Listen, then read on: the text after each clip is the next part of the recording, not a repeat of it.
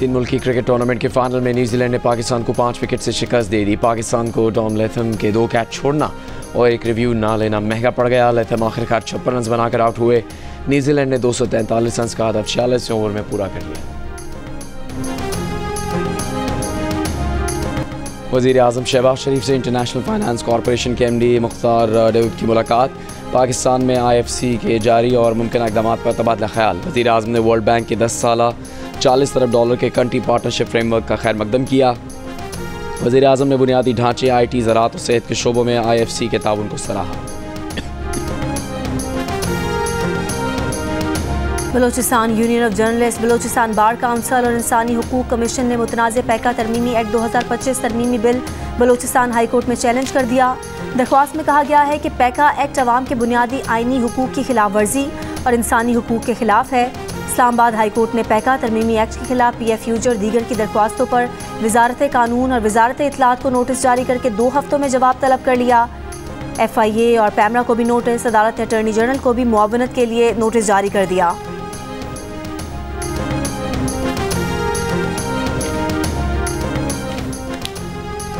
मुल्क के मुख्तलिफ शहरों में मतनाज़ पैका कानून के खिलाफ सहाफ़ियों का एहतजाज। इस्लामाबाद में नेशनल प्रेस क्लब के बाहर भूख हड़ताली कैंप में सीनियर सहाफ़ियों की बड़ी तादाद में शिरकत। PFUJ के सदर अफजल भट्ट ने कहा, पैका के खिलाफ हम ऑल पार्टीज़ कॉन्फ्रेंस भी बुलाएंगे। आखिरी कॉल पार्लियामेंट पर धरने की होगी, जिसकी वापसी की कोई तारीख नहीं होगी। लाहौर प्रेस क्लब के भूख हड़ताली कैंप से खिताब में प्रेस क्लब के सदर अरशद अंसारी बोले, पैका कानून के खिलाफ एहतजाज इसके खात्मे तक जारी रहेगा। हुकूमत सच को दबाने के लिए कानून पर कानून बना रही है। कराची प्रेस क्लब में भूख हड़ताली कैंप के 30 रोज़ मुख्तलिफ सियासी, मजदूर, रहनुमा समेत वकला और सहाफ़ियों की बड़ी तादाद की शिरकत। कोयटा में भी सहाफ़ियों का एहतजाज जारी। सक्खर, लाड़काना, हैदराबाद में भी यूनियन ऑफ जर्नलिस्ट का मतनाज़ पैका तरमीमी बिल के खिलाफ मुजाहरे।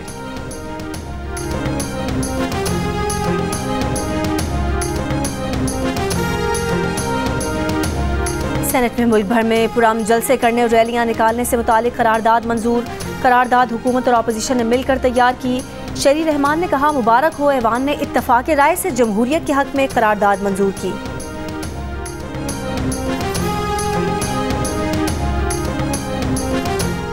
चेयरमैन PTI बैरिस्टर गौहर की पॉइंट ऑफ ऑर्डर पर बात करने की इजाज़त न मिलने की मजम्मत।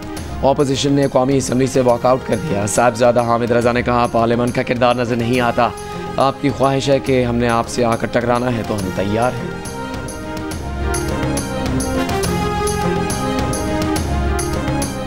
मुस्लिम लीग नून के रहनुमा बिलाल अजहर क़यानी का कहना है कि ऐवान में उधम मचाने के बाद PTI ने बाहर आकर बात करने की इजाज़त न मिलने का आज फिर झूठ बोला। ऑपोजिशन लीडर उमर अयूब नाम पुकारे जाने पर ऐवान में मौजूद नहीं थे। वक्फा सवालात के संजीदा अहम मरहले पर ऑपोजिशन लीडर और उनके साथी ऐवान से बाहर चले गए। इन्हें रोज़ मौका मिलता है और ये रोज़ एक ही टेप चलाते हैं, तनख्वाह लेते हैं लेकिन पार्लियामेंट की ड्यूटी नहीं करते। असल वजह यह है कि अडयाला जेल में कैद सज़ा याफ्ता कैदी इन्हें कहता है कि पार्लियामेंट ना चलने दो, मुझे बाहर निकालो और शोर मचाओ।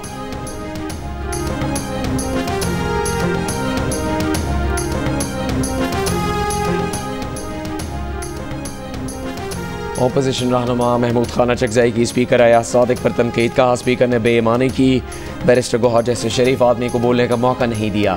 शेर अफजल मरवत को बात करने की इजाज़त दे दी ताकि वो अपनी पार्टी के खिलाफ बोले। हम बच्चे नहीं, बड़े खिलाड़ी हैं। गंदी मछली को गदले पानी में भी पहचान लेते हैं। महमूद खान अचकज़ई का कौमी असम्बली की कमेटियों से मुस्ताफ़ी होने का भी ऐलान।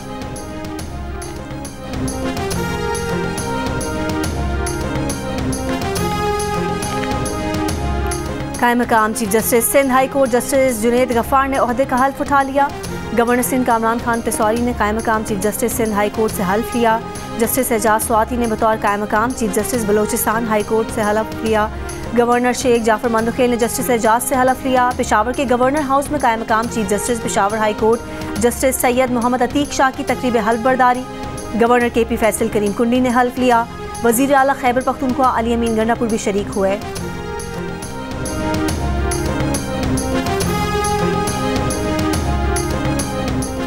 पेशावर में कायम मकाम चीफ जस्टिस की तकरीब अलबरदारी के पहले गवर्नर और वज़ीर आला की मुलाकात। दोनों खुशगवार मूड में दिखाई दिए। ज़राए के मुताबिक गवर्नर फैसल करीम ने कहा, PTI में क्या हो रहा है।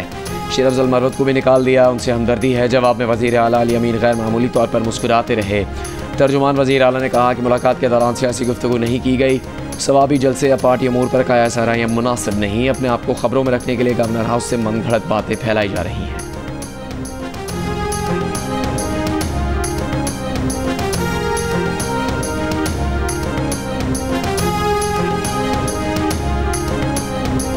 वज़ीर आला सिंध मुराद अली शाह का कहना है कि पुलिस के लिए नहीं लोगों के लिए काम कर रहे हैं। चाहते हैं थाने आने वाला पुलिस से न डरे। कराची में तकरीब से खिताब में उन्होंने कहा कि पुलिस को शहदा से लेकर हर चीज़ का बजट दिया जाता है। वज़ीर दाखिला सिंध ज़ियाल अंजार ने कहा कि कराची वालों के लिए मॉडल थाने बनाना चाहते हैं। शराय फैसल के एक पुराने थाने को तब्दील किया है। IG सिंध गुलाम नबी मेमन बोले थाने को 60 लाख रुपए का बजट दिया गया है। कराची पुलिस चीफ जावेद आलम ओढो ने बताया कि कराची में 8 थानों को मॉडल थाना बनाया गया है।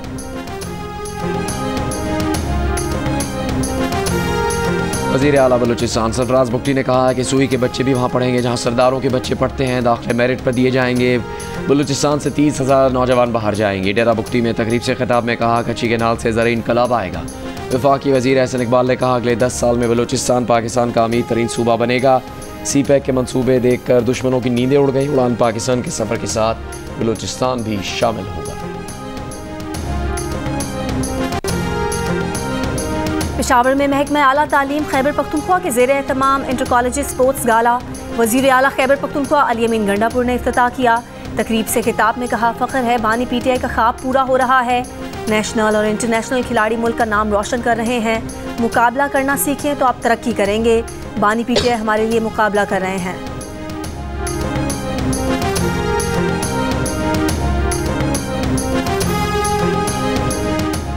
सिंध हुकूमत का बड़ी गाड़ियों को कराची में दाखिले के लिए 1 घंटा इजाफी देने का फैसला। बड़ी गाड़ियाँ रात 10 बजे से सुबह 6 बजे तक शहर में दाखिल हो सकेंगी। ट्रांसपोर्टर्स के वफ्द की सूबाई वज़रा शर्जील मेमन, ज़ियाउल हसन लंजार और मुकेश कुमार चावला से मुलाकात। शर्जील इनाम मेमन ने कहा तमाम ट्रांसपोर्टर्स गाड़ियों को सिंध में रजिस्टर करवाएं और फिटनेस सर्टिफिकेट हासिल करें। वज़ीर दाखिला ज़ियाउल अंजार ने कहा ट्रांसपोर्टर्स मसाइल को सियासी रंग देने से गुरेज करें।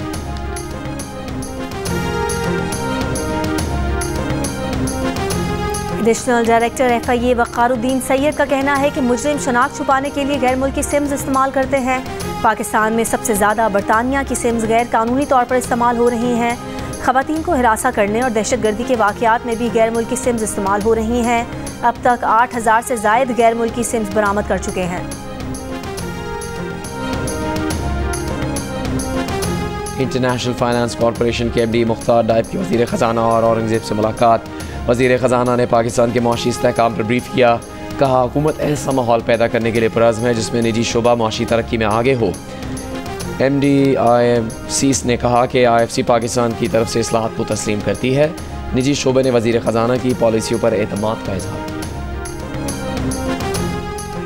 गवर्नर सिंध कामरान टसौरी से सऊदी सफ़ीर की मुलाकात। सऊदी अरब और पाकिस्तान के बिरादराना ताल्लुकात, 2 तरफ़ा बहरी ताउन पर तबादला ख्याल। दोनों ममालिक के दरमियान दिफाई और तिजारती ताउन के मज़ीद फ़रोग़ के अज़्म का इरादा। Commander royal Saudi naval forces भी मुलाकात में मौजूद थे। अमीर जमात इस्लामी हाफिज़ नईमुर रहमान ने कहा है कई हफ्तों से बहावलनगर में किसानों के हकूक़ के लिए एहतजाज किया।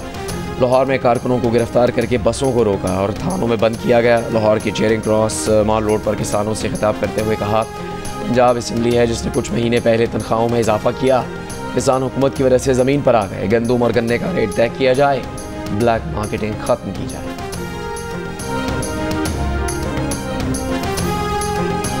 नीदरलैंड्स के सिफारत खाने का डच और जर्मन हॉकी क्लब्स की टीमों के एजाज़ में इस्तकबालिया। चेयरमैन PCB मोहसिन नकवी की शिरकत। कहा क्रिकेट के साथ हॉकी में भी पाकिस्तानी परचम ऊंचा देखना चाहते हैं। हॉकी को खोया हुआ मकाम दिलाने के लिए भरपूर सपोर्ट करेंगे। 2 टीमों का यहाँ आना इस बात की यकीन दहानी है कि पाकिस्तान एक महफूज मुल्क है। नीदरलैंड्स की सफ़ीर का चेयरमैन PCB मोहसिन नकवी को स्पोर्ट्स डिप्लोमेसी पर खिराज तहसीन।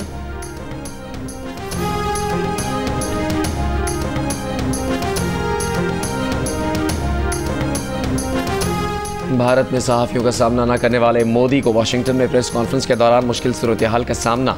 मोदी के हिमायती और सपोर्टर तस्वुर किए जाने वाले गौतम अडानी के बारे में सवाल पर मोदी बात घुमा गए।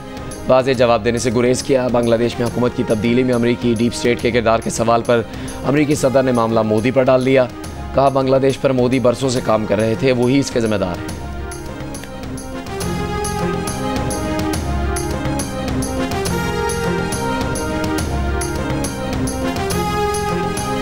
इसराइल के गजा और बैरूत पर जंगबंदी मुआहदों की खिलाफ वर्जी करते हुए फ़ज़ाई हमले। बैरूत में हिजबुल्लाह के हथियारों को निशाना बनाने का दावा। ईरान से आने वाली परवाज़ को बैरूत एयरपोर्ट पर उतरने नहीं दिया। सिविलियन तैयारे में हिजबुल्लाह के लिए रकूम की तरसील का इल्ज़ाम। हमास का जंगबंदी मुआहदा बरकरार रखने के लिए कल 3 इसराइली कैदी रिहा करने का ऐलान। अमरीकी वज़ीर ख़ारजा का कहना है कि इसराइल का फिर जंग शुरू करना मसले का हल नहीं।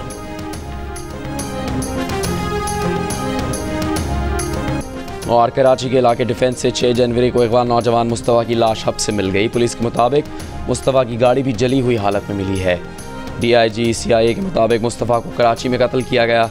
वज़ीर आला सिंध ने कहा कि उन्होंने सुना कि केस की समाअत के दौरान मुअज़्ज़िज़ जज ने पुलिस के बारे में गैर मुनासिब रिमार्क्स दिए। उम्मीद है अदलिया इस पर भी सज़ा देगी।